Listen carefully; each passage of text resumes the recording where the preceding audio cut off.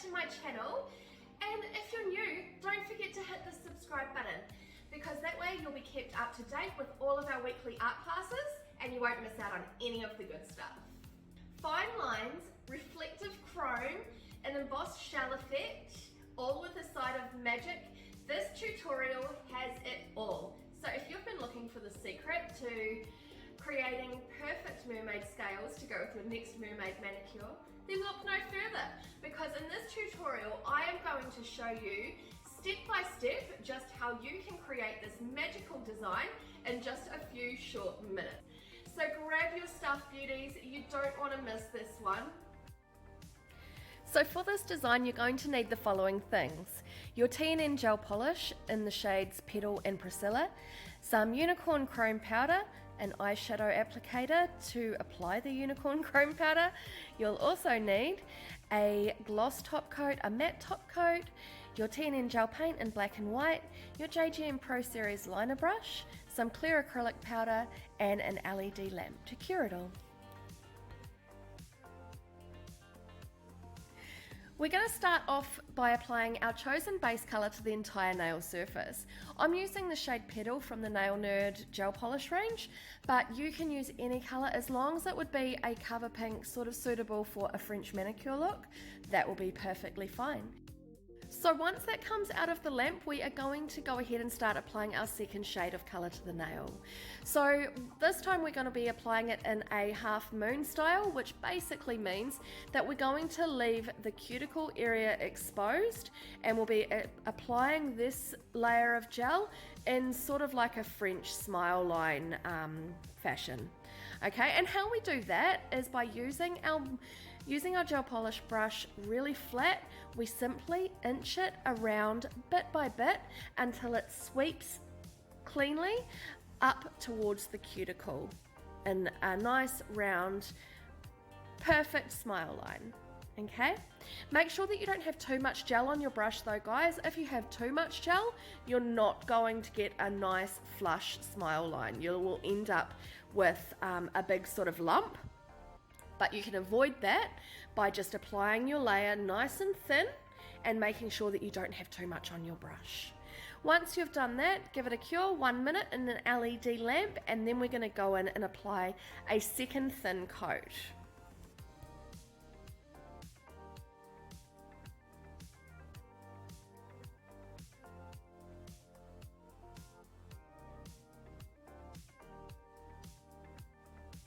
So at this point we need to top coat, guys, so we need to use a no wipe top coat so that we can apply a chrome powder, and chrome powder only really works if you're using a no wipe top coat. Okay, so once you've applied that and cured it for 30 seconds, dip an eyeshadow applicator into your chrome powder, and what we're going to do is we're going to buff that into the surface of the nail.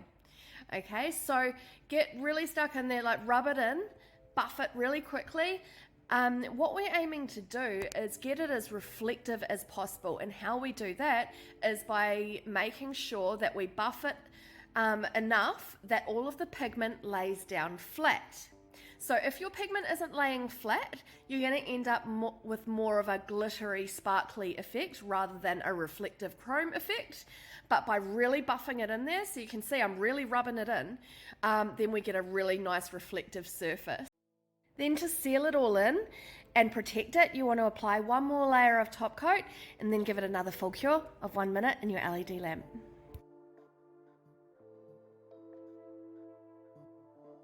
Using our JGM Pro Series liner brush, now we want to frame the smile line with a solid black line.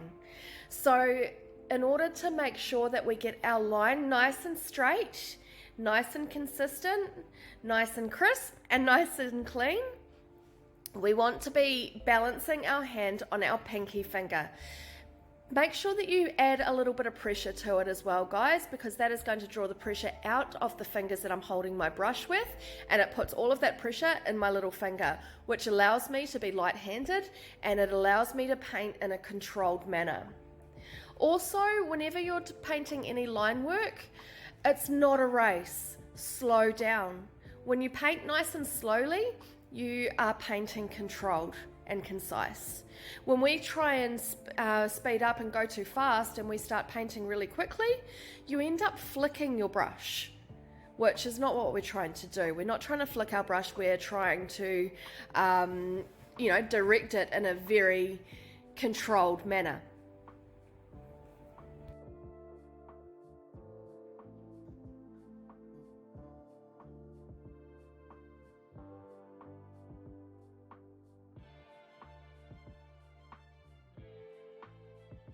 When it comes to painting the scales, guys, I want you to remember 3 really important things, okay?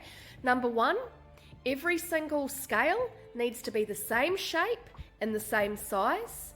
2, every row needs to be straight and even and the same height and the same width apart. And 3, use guide dots. Okay, that's going to keep you on track. Never ever try and freestyle a design like this, because a design like this is based all around symmetry. So everything needs to be just so. If you've got anything out of kilter, then you're going to know about it. Okay, so but by putting dots, and they're very small, you don't even notice that they're there, because they're going to be, as you can just see, it blends in with the line itself. Okay, but that makes sure that I don't go up too high, too low. It makes sure that they're not too far apart or not too close together, all of that kind of thing. Also, we need to always make sure that everything is always in the middle. See what I mean? See what I'm doing here? That scale picks up in the middle of the scale underneath it. See what I mean? It's almost like a brick wall. You know how when you see a brick wall and all the bricks are laid so that they're overlapping the row beneath and above? Well, the scales need to do exactly the same thing. And they need to sit in the same order, in that they're always at that middle where, they start and begin in the middle of the one above and beneath it. I hope that makes sense. If it doesn't, pop a comment below. I'm happy to come on in the comment section and help you guys with that if I'm not making much sense. Also, do you notice how I'm breaking each scale up and I'm painting it in 2 sections, the right side and the left side? That's so that I've got more control over my brush. Your line work will be so much tidier, your scales will be so much neater and so much more even if you do it this way in the beginning. If you start getting really confident with your line work and you're able to do it all in one go, which eventually you will be able to do that, but in the beginning, before you start getting really used to this type of line work, try and break it up into those 2 sections like I am, so that you get a much cleaner result.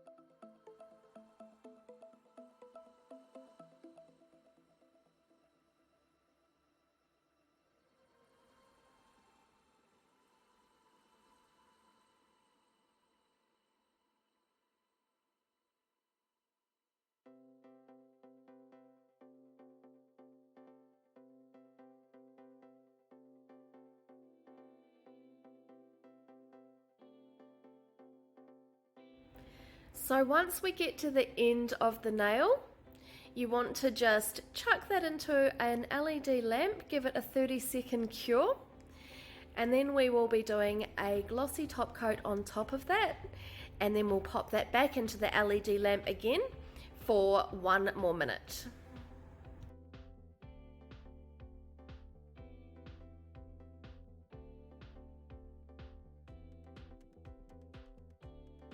While it's in the lamp, just take a moment to clean your brush out in top gel or base gel and reload it with white.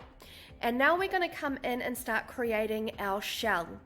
This is a really simple way to create a shell, and it's easily executed in not very much time at all. So we want to begin it with basically a series of tear-shaped lines, if you will. So what we do is we pick up a small bead of gel just on the very tip of the liner brush. We make contact with the nail using moderate pressure, and then as we drag that bead down, we're easing up on our pressure until that line trails off to nothing. Okay, and it ends up being a sharp point at the end.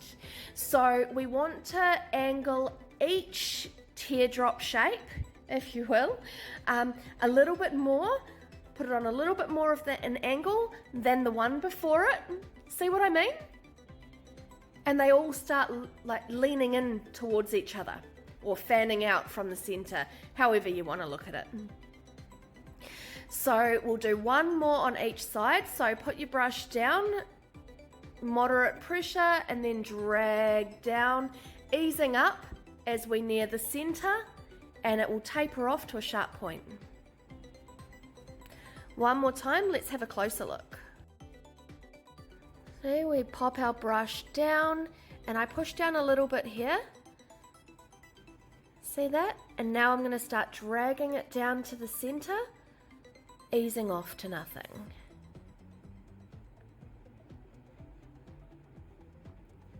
See? Now all we need to do is do a little flick at the bottom coming across, and then we'll reload our brush and we'll do another little flick and we'll come across the other way to finish off the shell. So reload the brush, press down, and then we just drag that bead into the one we just did. See? And there you have a really simple shell.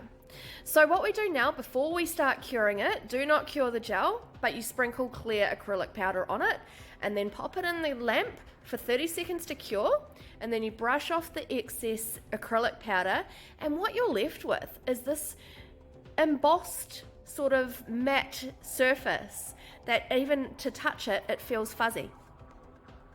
So there you have it. That is our mermaid scale design with a NailNerd twist. And if you're wanting to know how I painted this little magical creature, then make sure you join the NailNerd Club.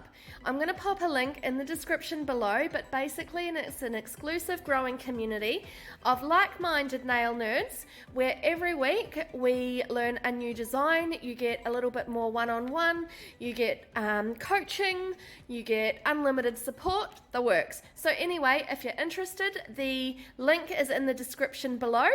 And that is all from me today, my loves. I hope you've had as much fun as I have, and I can't wait to see you next week. Bye.